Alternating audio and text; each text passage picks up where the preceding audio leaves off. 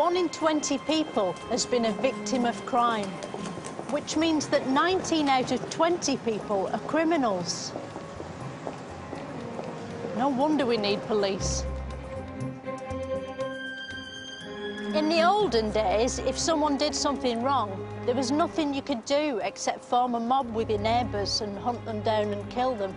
But today, we've got one other option, thanks to Sir Robert Peel, who in 1829 discovered the police, here on a spot marked today by a ceremonial wind turbine.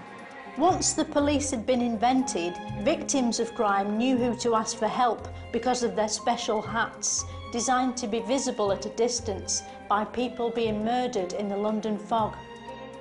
Police tried to stop crime, but couldn't exist without it. If there was no crime, what would they do? Except spend all day putting addresses on bikes with that hammer. If no one's going to steal those bikes, that's just decorating. Of course, there's no point fighting crime if you don't know what crime is. That's where rules come in. But what is rules? A rules is basically a collection of laws. The first example being the Ten Commandments, which were left on a hill by God. Many of those laws, killing, gravity, and the one about not interfering with oxes, are still used today, even though God's dead. So, who decides what's right and what's not right, and works out what the punishment should be and then writes it down? Maybe an expert can help us get to the truth. Hello, who are you and what are you an expert on? My name is Chris Williams. I'm a senior lecturer at the Open University and I'm an expert on the history of crime, policing and justice. If a policeman broke the law, would he be able to arrest himself? I don't think so, no. Under the Police and Criminal Evidence Act, the arresting officer has to sign the prisoner over to the custody officer, and if they were one and the same person, I can't see how that would work.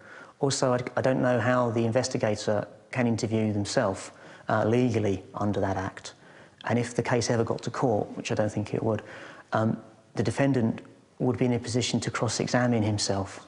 So I think the judge would stop the trial at that point. No, I think is the answer to your question. When they do reconstructions, you know, on telly, they're dead convincing, aren't they?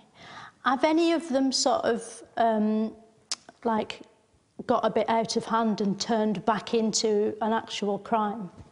Not to my knowledge, no. It must have happened. Must have. Probably not. They're relatively highly... It probably has happened, though. We'd probably have heard of that if it had happened. All right, OK. So, if there wasn't police, we'd be able to do what we liked, which is great. But then the police wouldn't be able to do what they liked, which is be the police. And that would be against their human rights.